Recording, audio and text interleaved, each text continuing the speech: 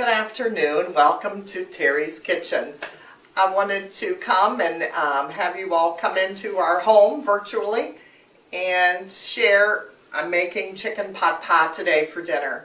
Earlier today, as I was doing a little bit of prep work, cutting some potatoes and parsley and carrots and onions, I had praise and worship music on, and all of a sudden it just stopped. Well, you know, nothing happens by chance, so that was some quiet time as I was just working around the kitchen and have great conversations with the Lord if I'm just quiet. And I had been watching a lot of cooking shows recently, and during my quiet time as I was just working around the kitchen here, the Lord said, why don't you put your pot pie online? And so today I thought, okay, let's do that. I'm having chicken pot pie. I've made some coleslaw. I'm going to have some country green beans, and some family and friends are going to come over. So what I have right now in our stock pot, I have about half full of water. I've added 5 chicken thighs that still had a lot of the skin on. I have about 5 chicken breasts that are boneless, skinless.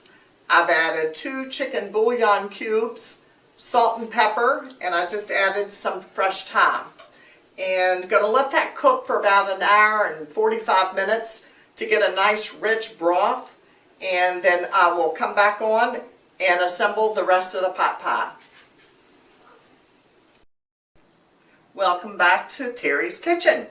So our chicken stock has completed. So, and as you can see, we have a very rich looking chicken broth. And so what we're going to do now, I'm going to build on that flavor as we're assembling the pot pie. So I'm heating up my another saute pot that I really enjoy.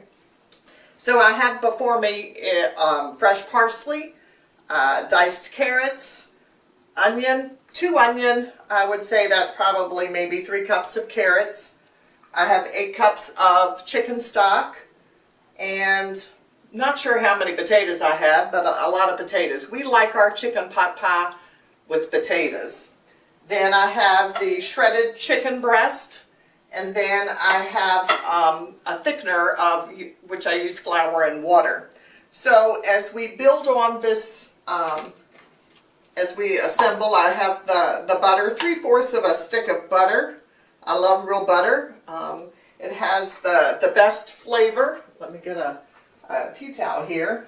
And as that cooks, I just kind of want to tell you, we used to, growing up, my great aunt Treva, or we called her Titi, and my grandmother would do a lot of baking. They would cook. Grandma was the cleaner. Titi was, she loved to cook as well as Grandma, but Grandma liked to clean, so they made a great pair in the kitchen. So we normally would have roast beef or beef pot pie. It was always baked, and using with the roast beef pot pie, we would use the parsley, the beef stock, potatoes, and then roast beef, and then have a fresh pie crust on top. So that's kind of how we got started. I'm using kind of that same basis for the chicken pot pie, except adding the carrots. So as my butter melts here, I'm going to add to it, I'm going to saute some onions. And again, we're building on that flavor too, which is going to, because chicken, I kind of think is kind of bland. It's not as hearty as like roast beef. So let's just build on some of that flavor. Let that saute for a little bit.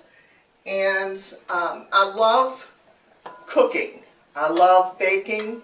And my daughter asked me to start a cookbook with my recipes. So that's something I've started a little bit, and I'm going to continue to do so. As well as my niece and my nephew has asked for recipes as well. So because anytime I have an opportunity, I love to come into the kitchen, but most importantly, I love to feed people. And I strongly feel, and that's why we have a lot of people over a lot of the time, because part of the time that we sit around the table and enjoying good food, it's also communion.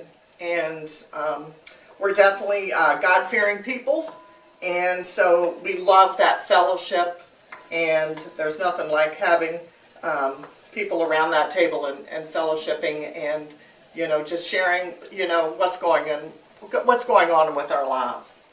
So as that comes together, I'm going to add, just show you that, again, we're not trying to caramelize them, we're just trying to give them a little bit of saute. I'm going to add the carrots.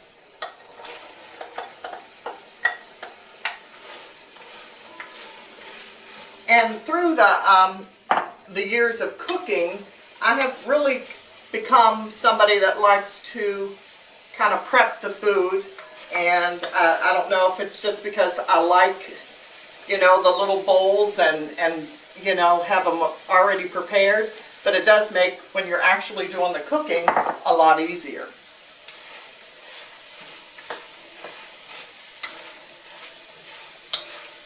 Now I've made a lot, because we have about 8 people in total, so I want to fill this big pot, this casserole dish, and so I've made a lot, and whatever I don't use, or if it's too much for that pan, I'll make it and just have another pot pie, and I'll make another crust for that.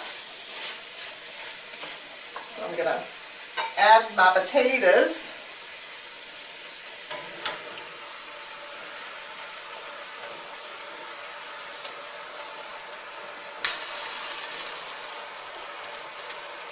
So what I want to do, because I'm using the potatoes and I want to make a kind of a thickening cream sauce with it, I'm kind of cooking this for maybe about 10 minutes. I'm going to add the chicken broth, or chicken stock.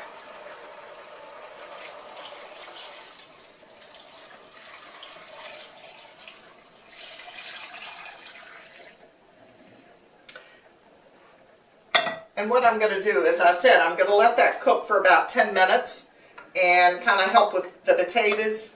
Potatoes are always hard when you're baking them, in like scallop potatoes or even the pot pies. It seems like it takes a while for the potatoes to get done. So I'm just kind of rushing them a little bit. And once that starts cooking a little bit, I'm going to add the chicken, the parsley, and then I'll thicken it to prepare for putting it over into the casserole dish. So I'll be back. Welcome back to Terry's Kitchen. From the last time I had shared that I was putting the vegetables in to start cooking and put a thickener. So just kind of recapping what I have here. So we have our chicken stock that we prepared. I have the shredded chicken breast. I have carrots, onions, potatoes, parsley, and I forgot to tell you about peas.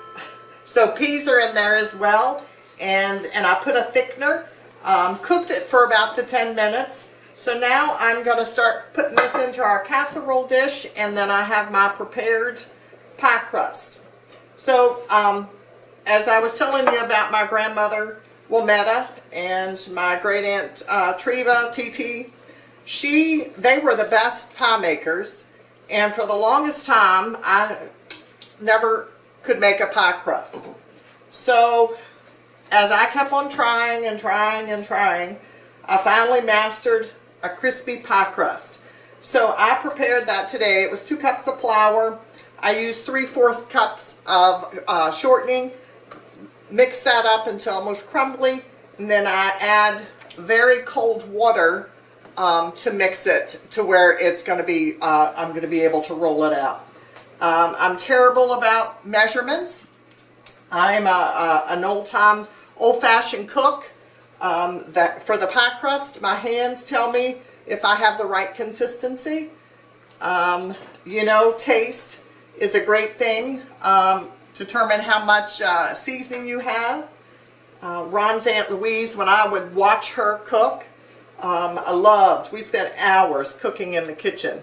And I just would watch her. She owned a restaurant. And so you'll hear me talk about Aunt Louise a lot. She was just great. And a lot of her recipes, she has since passed, that I still have been able to share it with her kids. So that's been very exciting. So I don't know if you can tell, I don't want to fill it too full because I don't want it to run over. But you can see all the layers of flavor that we have in there. It's going to be more of a soupy kind of pot pie than our roast beef pot pie is, but that's okay. You know, chicken is different than roast beef. So now we're going to assemble, and if all goes well, I'm going to be able to roll this pie crust right on top of our pot pie. And I always make extra crust, and I can tell. So something I'm going to do, because it's definitely bigger, I'm going to cut the sides here that I have. Let me get a pair of scissors. And I'm going to lay that good pie crust in the middle of that pot pie so it can absorb some of that extra broth. Now this is what we do with the roast beef. We put these strips of the crust. My mother, my uncles, Uncle Vic, Uncle Phil, Uncle John, Uncle Phil is passed, but they all enjoy this extra bit of crust. You can never get enough crust, I don't think. Now today's cooking is not very, unfortunately, health conscious, but again, we're having people over, and so I'm going to fatten them up a little bit this evening. So I'm going to roll it on here. And you want your pie crust to be very chilled, because that's going to give it that nice crispy texture. All right, so I'm going to do a little bit of adjusting here so that we can seal that. And you know, unfortunately, this does not look perfection, but you know, we're all flawed. So with that, we're all good, even though we may be flawed. So, so that's also what we're doing with our crust. May not look perfect, but it's going to taste good. And I'm just tucking the crust in here, and I'm going to go around and seal it around the casserole dish, because unfortunately with all that broth, and once it starts bubbling, it has the potential to kind of bubble over and get onto our crispy crust. So I'm going to try to seal it. There may be some that comes down and the juice may get on our crust, but that's okay. All is good. I'm going to just flatten that around.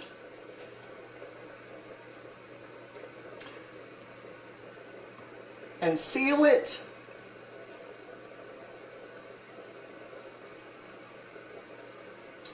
Okay, now what I'm going to do is I'm going to put some puncture holes to let some of that steam out.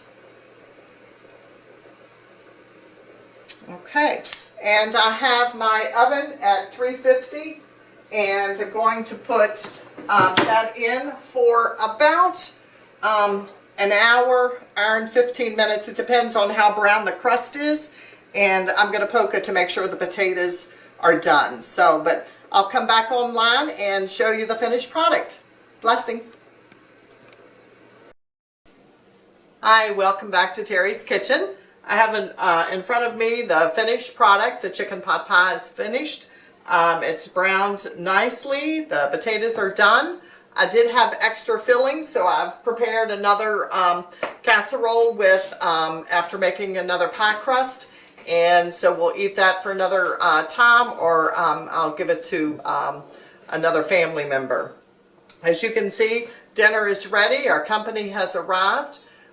I want to thank you for joining. We're getting ready to dip up, and I'll let you see what the product looked like, the chicken pot pie. And I hope you would consider making this at home for your family.